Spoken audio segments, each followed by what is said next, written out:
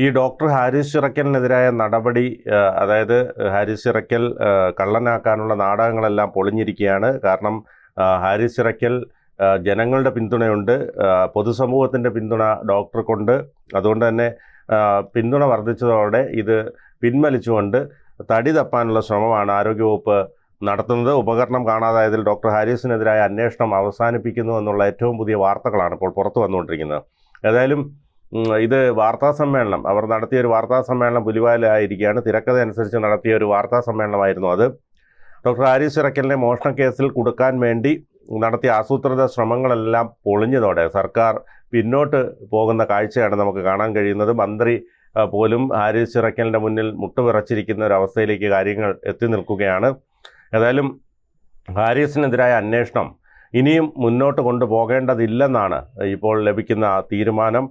കുടുക്കാൻ ശ്രമിച്ച് സർക്കാർ സ്വയം കുടുങ്ങി എന്നാണ് സർക്കാരിൻ്റെ ഒരു വിലയിരുത്തൽ. കാരണം ഹാരിസ് ചിറക്കലിനെ കുടുക്കിക്കൊണ്ട് മോഷണക്കേസിൽ പ്രതിയാക്കിക്കൊണ്ട് ഒരു മേൽക്കോയ്മ നേടാൻ ശ്രമിച്ച സർക്കാരിനേറ്റ ഏറ്റവും വലിയ തിരിച്ചടിയാണ് ഇപ്പോൾ നമുക്ക് കാണാൻ കഴിയുന്നത്.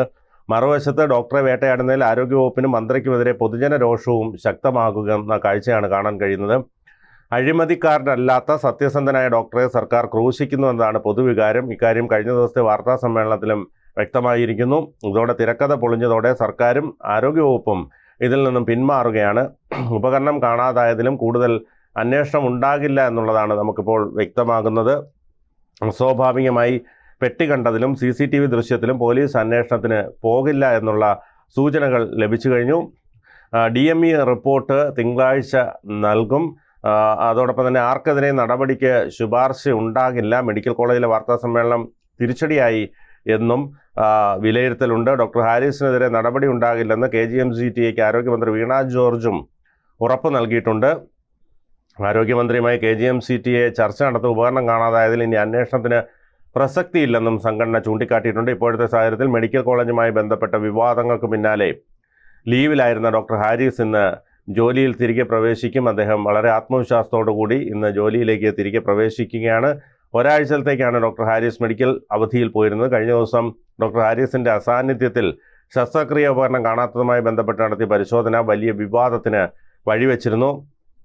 ഡോക്ടർ ഹാരിസ് അന്വേഷണ സമിതിക്ക് വിശദീകരണം എഴുതി നൽകുമെന്നാണ് ഇപ്പോൾ നമുക്ക് മനസ്സിലാക്കാൻ കഴിയുന്നത്. മെഡിക്കൽ കോളേജ് ആശുപത്രികളിലെ ഡോക്ടർമാരുടെ സൗകര്യങ്ങളിൽ പഠനം വേണമെന്ന് KGMCTA ആവശ്യപ്പെട്ടു. സർക്കാർ ഏജൻസിയെ കൊണ്ട് വിദഗ്ധ പഠനം നടത്തണമെന്ന ആവശ്യം. ഇതിനിടെ തൻ്റെ മുറിയിൽ നിന്ന് കണ്ടെത്തിയത് നേരത്തെ ഉണ്ടായിരുന്ന നെഫ്രോസ്കോപ്പ് എന്ന ഉപകരണമെന്ന് ഡോക്ടർ ഹാരിസ് ചിറക്കൽ വ്യക്തമാക്കി.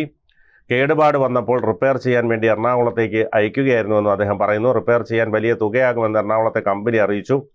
ഇതോടെ ഉപകരണങ്ങൾ മടക്കി അയക്കാൻ കമ്പനിയോട് ആവശ്യപ്പെട്ടു. അങ്ങനെ വന്ന ഉപകരണങ്ങളാണ് റൂമിൽ ഉണ്ടായിരുന്നതെന്നും ഹാരിസ് ചിറക്കൽ വ്യക്തമാക്കി. ഇത് സർക്കാരിന് വലിയ തിരിച്ചടിയായിരിക്കുകയാണ്. കാരണം ഇദ്ദേഹത്തെ ഒരു മോഷണക്കാരനായി, ഒരു കള്ളനായി ചിത്രീകരിക്കാനുള്ള സർക്കാർ ശ്രമങ്ങൾക്കേറ്റ വലിയൊരു തിരിച്ചടിയാണ് ഇതിൽ നിന്ന് നമുക്ക് മനസ്സിലാക്കാൻ കഴിയുന്നത്. നേരത്തെ ഹാരിസ് ചിറക്കലിൻ്റെ മുറിയിൽ നടത്തിയ പരിശോധനയിൽ ഒരു പെട്ടിയിൽ നിന്ന് ഉപകരണം കണ്ടെത്തിയതായി medical college principal PK Jabbar പറഞ്ഞിരുന്നു.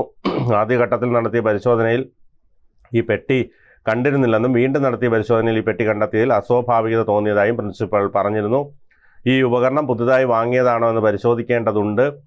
ബില്ലിൽ മോസിലോസ്കോപ്പ് എന്നാണ് എഴുതിയിരിക്കുന്നതെന്നും പ്രിൻസിപ്പൽ പറഞ്ഞിരുന്നു. തിരുവനന്തപുരത്ത് നടത്തിയ വാർത്താ സമ്മേളനത്തിലായിരുന്നു പ്രിൻസിപ്പലിൻ്റെ ഈ പ്രതികരണം പുറത്തു വന്നത്. നിലവിൽ ഹാരിസ് ചിറക്കൽ അവധിയിലാണെന്നും താക്കോൽ മറ്റൊരു ഡോക്ടറുടെ കയ്യിലാണെന്നും മാധ്യമപ്രവർത്തകർ ചൂണ്ടിക്കാട്ടിയപ്പോൾ CCTV പരിശോധിച്ചുവെന്നും മുറിക്കുള്ളിൽ ആരോ കടന്നതായി വ്യക്തമായെന്നും പ്രിൻസിപ്പൽ പറഞ്ഞിരുന്നു. ഇത് കരുതിക്കൂട്ടി തിരക്കഥ തയ്യാറാക്കി നടത്തിയൊരു വാർത്താ സമ്മേളനം എന്നുള്ള ആരോപണമാണ് ഇപ്പോൾ പുറത്തു വന്നുകൊണ്ടിരിക്കുന്നത്. എന്തുകൊണ്ട് പോലീസിന് പരാതി നൽകിയില്ല എന്ന് മാധ്യമപ്രവർത്തകർ ചോദിച്ചപ്പോൾ തങ്ങൾക്ക് റിപ്പോർട്ട് സമർപ്പിക്കാനുള്ളത് സർക്കാരിനാണെന്നായിരുന്നു പ്രിൻസിപ്പൽ പറഞ്ഞത്.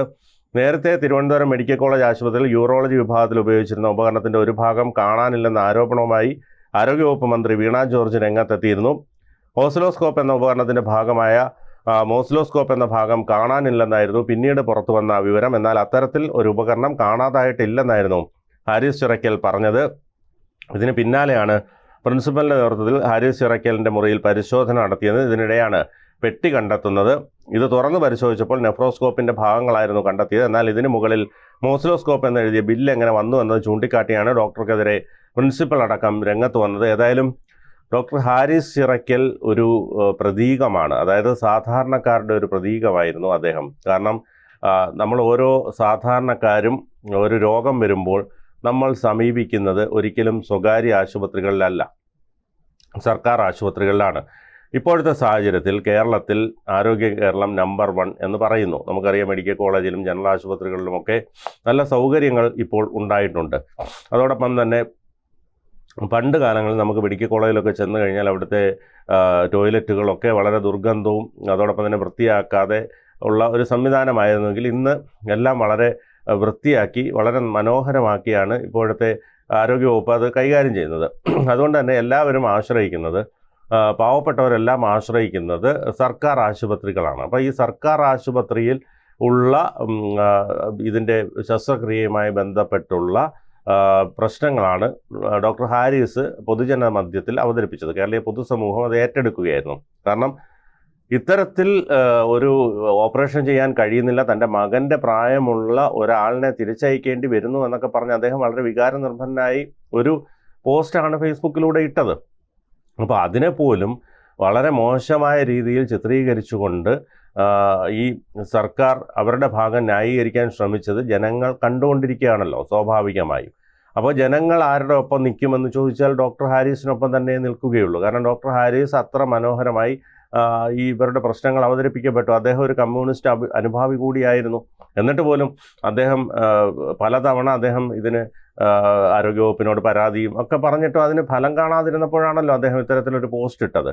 അതുകൊണ്ട് തന്നെ അദ്ദേഹം ഒരു ലളിത ജീവിതം നയിക്കുന്ന ഒരു വ്യക്തിയാണ്. അദ്ദേഹത്തിന് വലിയ കഴിവുള്ള ഡോക്ടറാണ്. അദ്ദേഹം വേണമെങ്കിൽ ഒരു സ്വകാര്യ ആശുപത്രിയിൽ പോയാൽ ഇതിൻ്റെ 3 ഇരട്ടി 4 ഇരട്ടി ശമ്പളം അദ്ദേഹത്തിന് ലഭിക്കും, ഇതിനേക്കാൾ സൗകര്യങ്ങൾ ലഭിക്കും.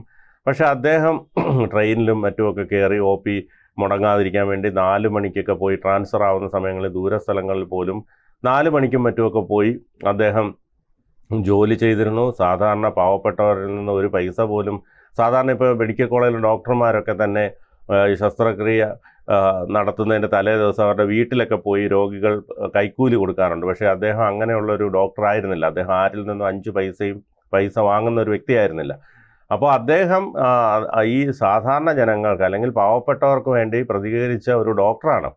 ആ ഡോക്ടറെ ഇങ്ങനെ വളരെ മോശമായ രീതിയിൽ ചിത്രീകരിക്കുക, അല്ലെങ്കിൽ അയാൾക്കെതിരെ നടപടിയെടുക്കുക, അയാളെ ഒരു കള്ളനാക്കി മാറ്റുക എന്നുള്ള സർക്കാരിൻ്റെ ശ്രമങ്ങളൊക്കെ വിഫലമാകുന്ന കാഴ്ചയാണ് നമുക്ക് കാണാൻ കഴിഞ്ഞത്. അദ്ദേഹം ശസ്ത്രക്രിയ ഉപകരണങ്ങൾ മോഷ്ടിച്ചു എന്ന് പറയുന്നത് അദ്ദേഹം അത് ശരിയാക്കാനായി കൊടുത്തതാണ്. എറണാകുളത്ത് കൊടുത്തപ്പോൾ അതിന് വലിയ തുകയാകുമെന്ന് കഴിഞ്ഞപ്പോൾ അത് തിരിച്ചയക്കാൻ പറഞ്ഞു. അത് അദ്ദേഹത്തിൻ്റെ മുറിയിൽ സൂക്ഷിക്കുകയായിരുന്നു. ഇതെല്ലാം അദ്ദേഹം തുറന്നു പറഞ്ഞതോടെ ഈ നടത്തിയ വാർത്താ സമ്മേളനം, പ്രിൻസിപ്പൽ നടത്തിയ വാർത്താ സമ്മേളനമൊക്കെ പൊളിഞ്ഞടുങ്ങുന്ന കാഴ്ചയാണ് നമുക്ക് കാണാൻ കഴിഞ്ഞത്. ഏതായാലും ഡോക്ടർ ഹാരിസ് ചിറക്കലിനെ പോലെയുള്ളവർ നമ്മുടെ സമൂഹത്തിന് അനിവാര്യമാണ്.